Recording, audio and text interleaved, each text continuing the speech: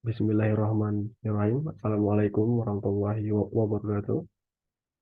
Baik, teman-teman sekalian, kembali lagi bersama saya, TMW Riyakutan di Master of Ceremony. Nah, pada video kali ini, kami akan membahas salah satu subjudul dari tugas audit sistem informasi dengan judul Deliver Service and Support, atau biasa dikenal sebagai DSS.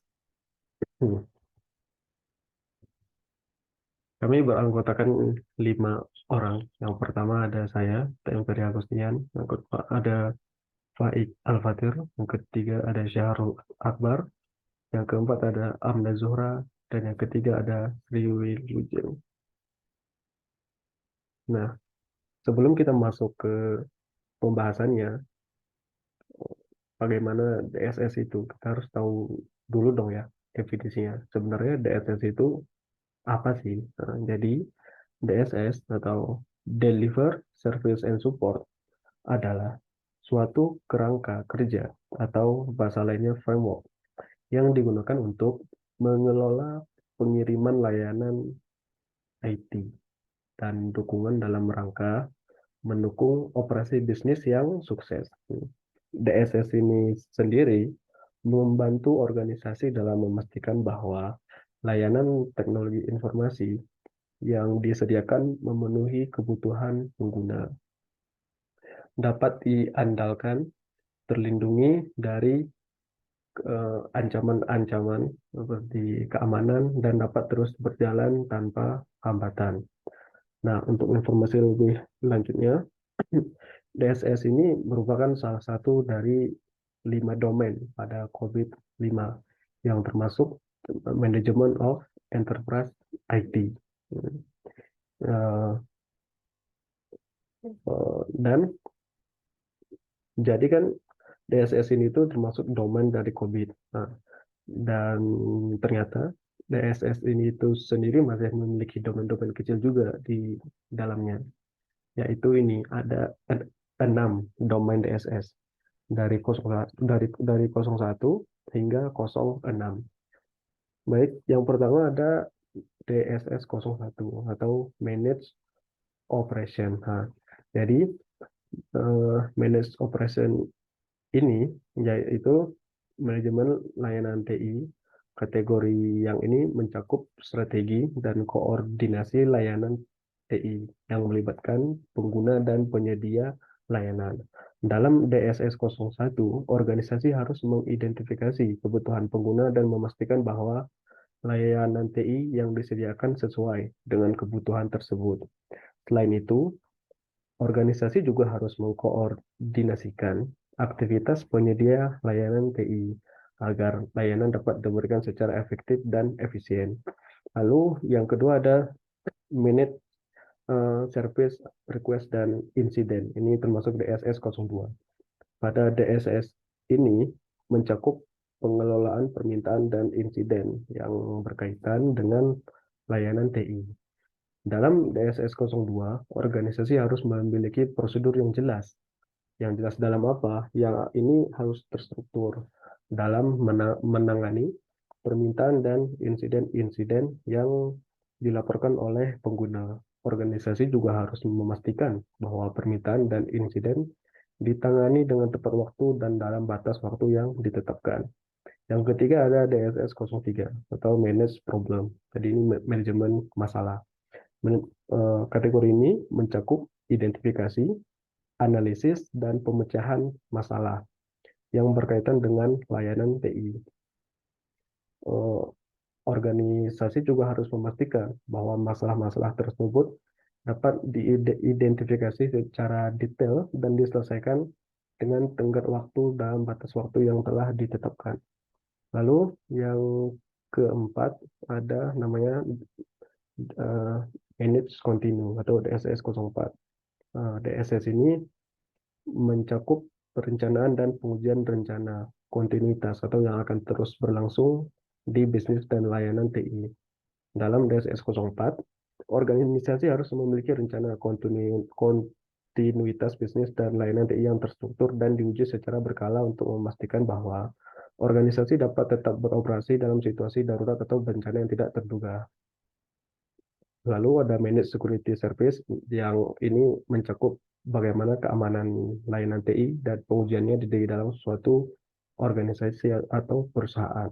Lalu yang terakhir ada Managed Business Process and Control. Nah, manajemen ini termasuk ke dalam evaluasi, persetujuan, dan implementasi bagaimana prosedur-prosedur yang jelas dan terstruktur dalam mengelola yang berkaitan dengan layanan TI. Nah, jadi tadi kita udah tahu dong apa itu definisi dan bagaimana domain-domain yang ada di dalamnya. Dan jadi sekarang biar lebih mengerti kita langsung masuk ke contoh kasus di lapangan. Ini kami telah menemukan satu jurnal yaitu dengan judul Audit Sistem Informasi Akademik Stikes Salsabila menggunakan COVID-5 Domain DSS yang ditulis oleh Brahmantia Adi Saputra, Fatiani, Nabila Kurnia Ilahi, dan Siti Mukaroma. Linknya ada di sini, dan jurnal ini telah terakreditasi Sinta 5, dan ini diterbitkan bulan April tahun 2022. Jadi ini masih fresh. Oke, kita langsung masuk saja ke pembahasannya ya, yang akan dijelaskan oleh teman saya.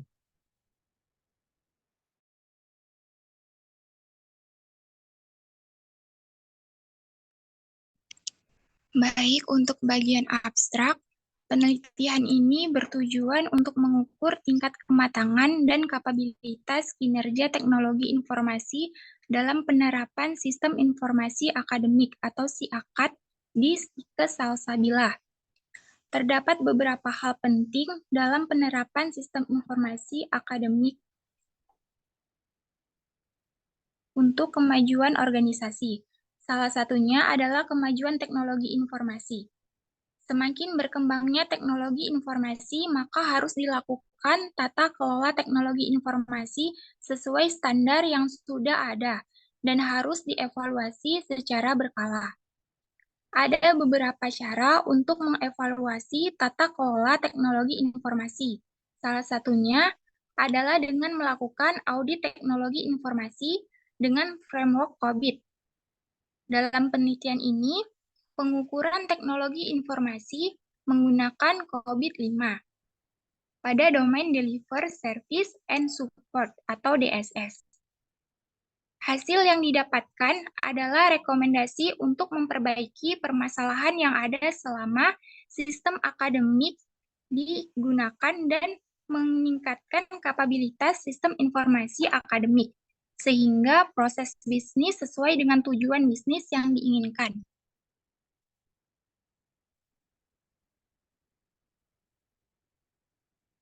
Untuk bagian pendahuluan, pada bagian rumusan masalah, Sekolah Tinggi Ilmu Kesehatan atau STIKES Salsabila sudah menggunakan sistem informasi akademik atau SIAKAD yang merupakan salah satu bentuk pemanfaatan teknologi informasi.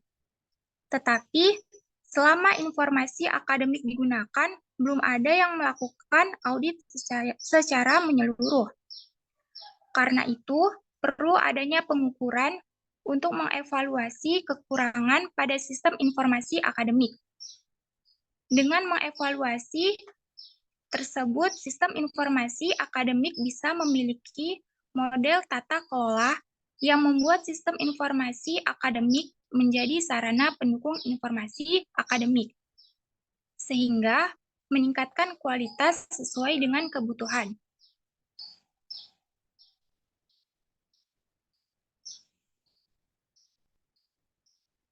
Salah satu metode untuk mengevaluasi kinerja sistem yang digunakan secara luas adalah COBIT, atau Control Objective for Information and Related Technology. Pada penelitian ini akan menggunakan metode COBIT 5 dengan domain DSS atau Deliver Service and Support.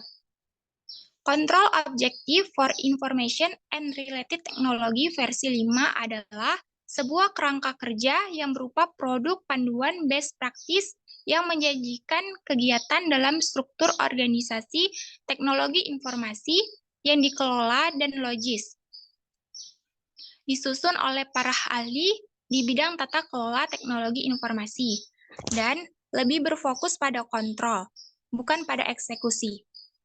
Praktek ini akan membantu mengoptimalkan investasi teknologi informasi, memastikan penyampaian layanan, dan memberikan ukuran terhadap yang bisa dilakukan untuk menilai ketika terjadi kesalahan. Tujuan dari penelitian ini adalah mendapatkan tingkat kematangan sistem informasi akademik dan tingkat kapabilitas pelayanan dan pengelolaan sistem informasi akademik Stikes Salsabila. Baiklah, selanjutnya akan dijelaskan oleh pemateri selanjutnya. Terima kasih.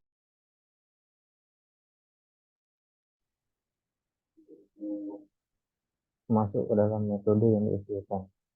Jadi metode penelitian ini merupakan tahapan peneliti dalam memperoleh atau mengumpulkan data dari sumber, mulai dari observasi, wawancara, koresponden, dan kuesioner untuk memudahkan penyelesaian masalah. Tahap yang pertama dilakukan adalah observasi. Jadi observasi ini merupakan teknik pengumpulan data dengan cara mengamankan penelitian secara langsung ke setiap salsabila. Pada penelitian ini, pengamatan dilakukan dengan mengamati alur proses sistem informasi akademik dan kendala yang pernah muncul. Tahap kedua adalah wawancara.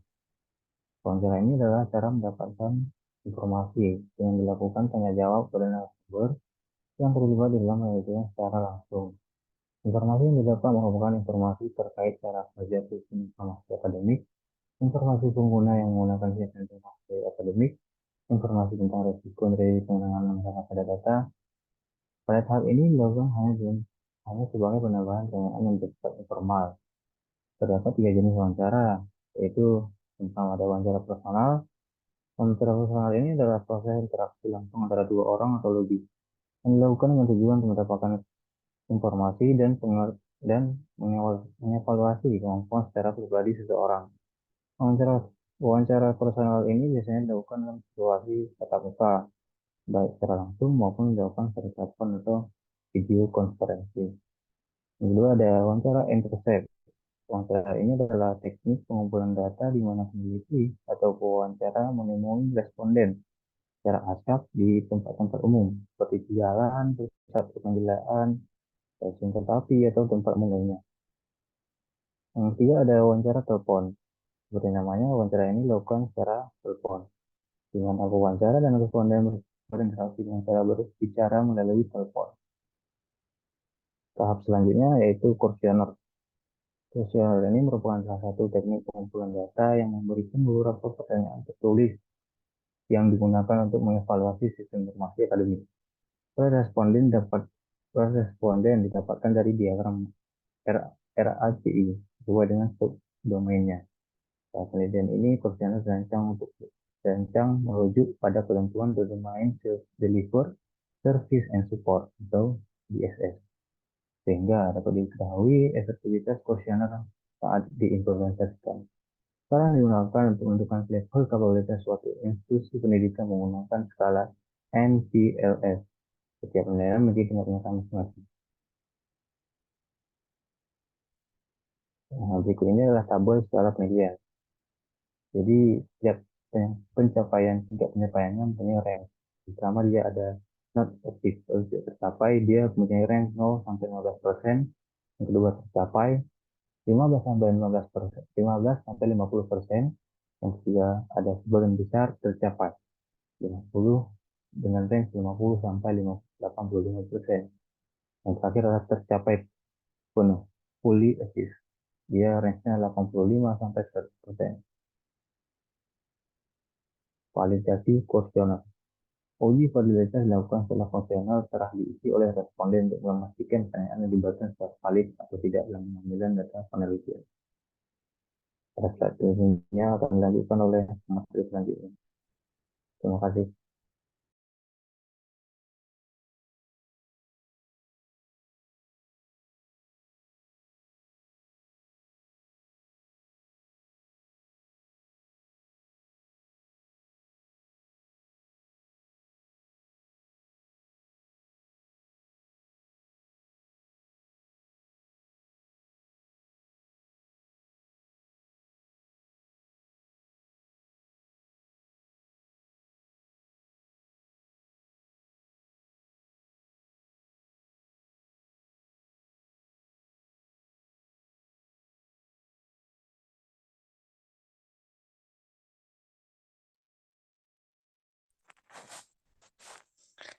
Baik, perhitungan nilai kematangan.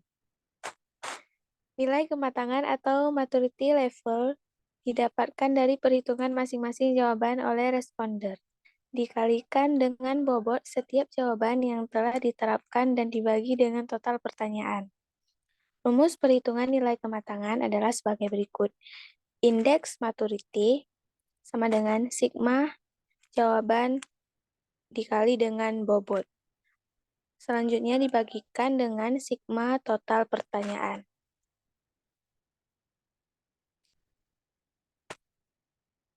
Perhitungan nilai kematangan. Tabel 2 adalah tabel pembuatan dan nilai kematangan. Skala pembuatan 4,51 sampai 5,00. Berarti tingkat kematangan maturity model adalah 5 optimists. Yang kedua ada 3,51 sampai 4,5. Tingkat maturity model adalah 4 atau manager dan Mersenne. Yang ketiga ada 2,51 sampai 3,5, yaitu 3 adalah definite. Yang keempat ada 1,51 sampai 2,5, yaitu adalah 2 repeatable but insufficient. Selanjutnya ada 0,51 sampai 1,5, yaitu adalah 1 initial enhanced. Yang terakhir ada 0,05, yaitu adalah 0 atau null existent. Selanjutnya adalah perhitungan nilai kematangan.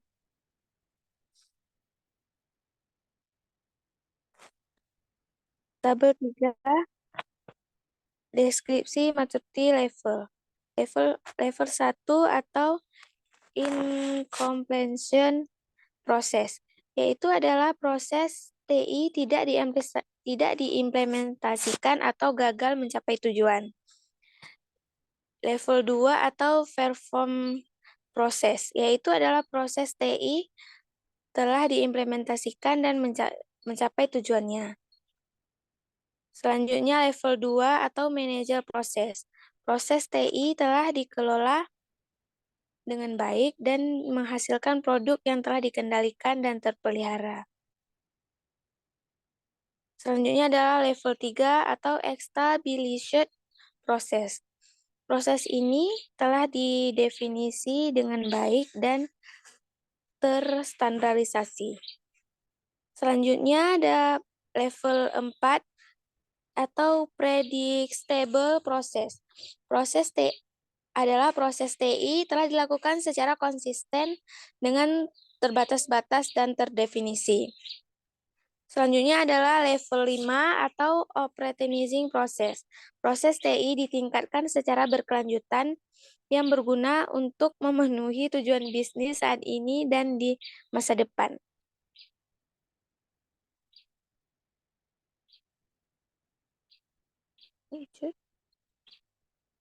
Selanjutnya adalah perhitungan analisis kematangan. Analisis nilai kematangan bertujuan untuk memperoleh rencana strategis dan kondisi yang diharapkan dengan perbandingan kondisi saat ini sehingga sistem informasi akademik bisa lebih baik untuk ke depannya. Selanjutnya, saya kembalikan kepada moderator.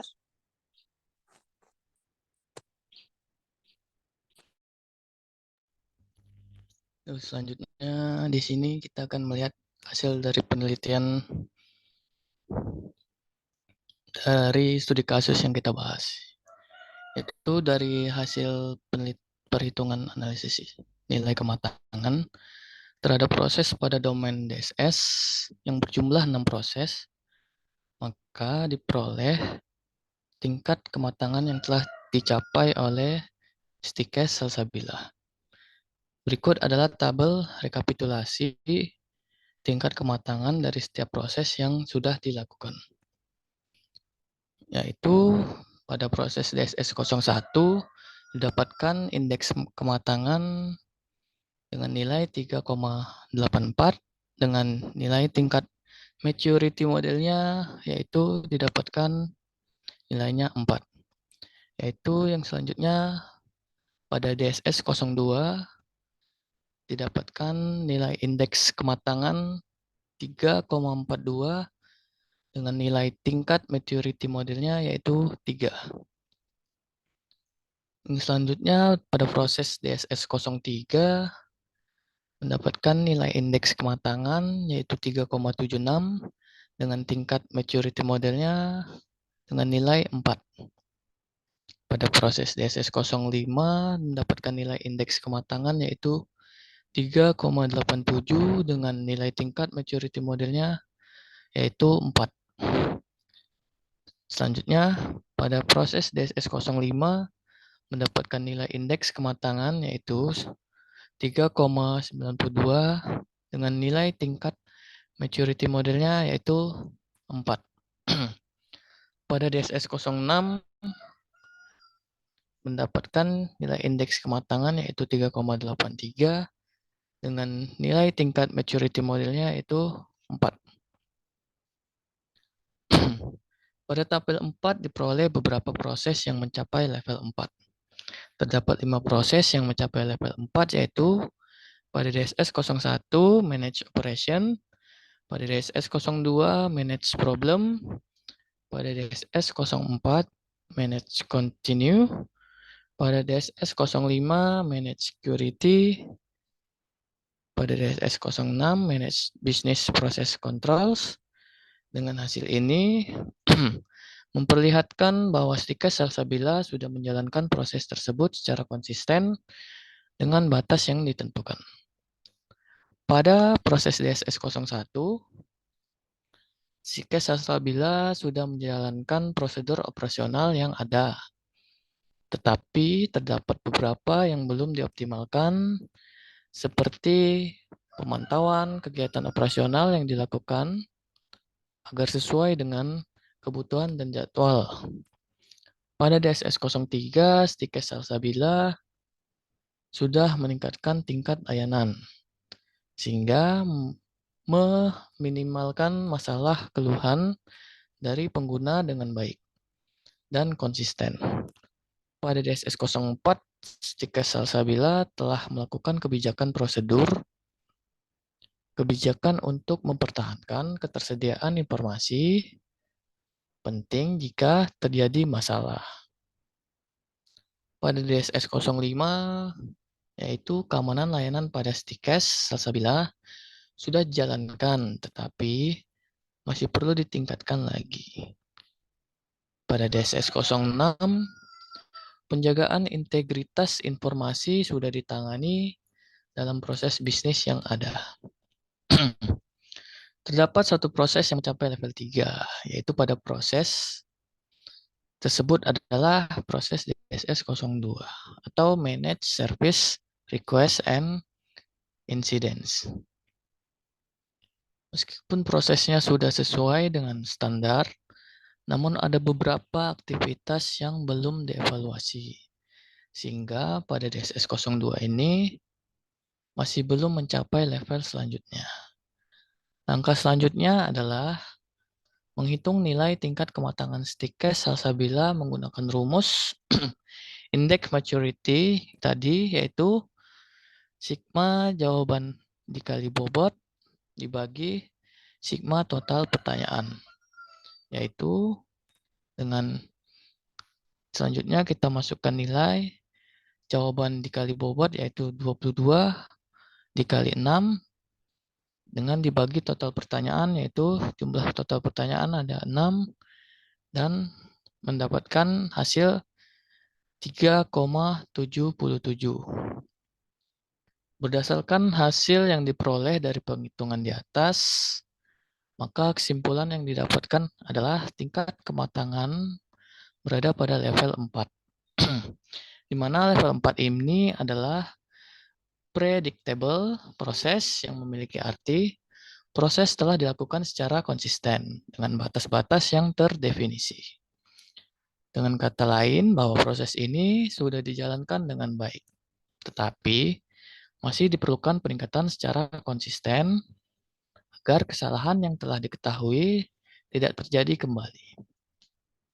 Karena tingkat kematangan yang didapatkan adalah level 4, predictable process, untuk mencapai tingkat kematangan yang diharapkan yaitu level 5, maka terdapat beberapa rekomendasi yang dapat disusun dan diterapkan untuk membantu sistem informasi akademik yang ada di Stikes Salsabila, yaitu yang pertama, memonitoring dan mengevaluasi SOP yang telah dibuat untuk mengoptimalkan sistem. Yang kedua yaitu membuat peraturan kinerja yang lebih detail agar layanan dapat diukur. Karena layanan harus memenuhi setiap proses bisnis, sehingga proses dapat berjalan sesuai apa yang diharapkan. Yang ketiga, adanya pembaruan proses bisnis untuk meningkatkan keefisienan dan keefektifan sehingga dapat berjalan lebih baik untuk kedepannya. Yang keempat, untuk mencapai rencana strategis dapat dengan cara meningkatkan kontrol pengawasan dan melakukan evaluasi per semester atau per tahunnya. Yang kelima, yaitu melakukan pemantauan dan meningkatkan pelaksanaan proses bisnis dan agar dapat mengendalikan pemrosesan sehingga sejalan dengan kebutuhan bisnis.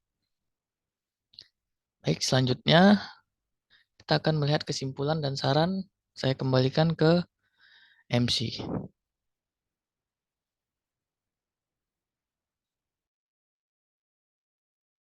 Oke, gimana teman-teman? Akhirnya udah tahu dong ya, apa itu DSS, apa itu domainnya, serta contoh kasusnya di kehidupan nyata. Jadi tahu nih bagaimana cara DSS itu bekerja, bagaimana cara mereka mengaudit sebuah perusahaan.